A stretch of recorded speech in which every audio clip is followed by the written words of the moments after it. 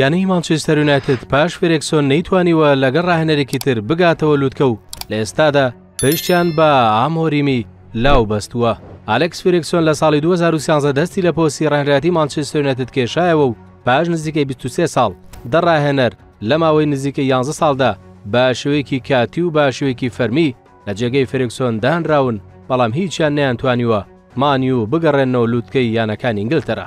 دەیڤید مویس بۆ ماوەی ساڵێک بۆ ڕاهێنەری شەیتانە سوورەکان، بەڵام لە پێگەکەی سەرکەوتوو نەبوو. لە 51 یاریشدا تەنیا 27 بردنەوەی بەدەستهێنا و لە 15 یاریدا تووشی شکست هات.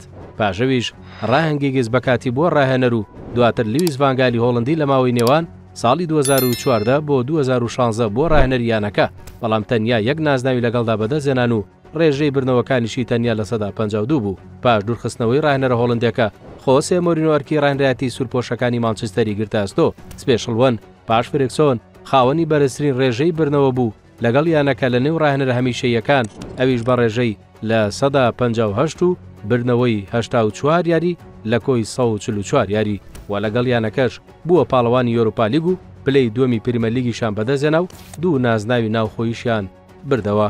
لە دوای مۆرینۆش یانەکە چەند ڕاهێنەرێکی گۆڕی کە دیارترینیان سۆڵشایر و ئێریک تین هاگ بوون و لەو ماوەیەشدا تەنیا دوو نازناویان بەدەستهێنا، ئەویش لە سەردەمی تین هاگدا بوو. لە ئێستاشدا یانەکە هیوای لەسەر ڕاهێنەرێکی گەنجی پورتوگالی هەڵچنیوە کە ئەویش ڕۆبن ئامۆریمی 39 ساڵانە. ئەم ڕاهێنەرە لەگەڵ یانەی سپۆرتینگی پورتوگالی ئاستێکی بەرزی پێشکەش کردو و لەم وەرزەی چامپیۆنز لیگ و خولی پورتوگالی لە 15 یاریدا خاوەنی 14 بردنەوە و یەکسانبوونیەکە.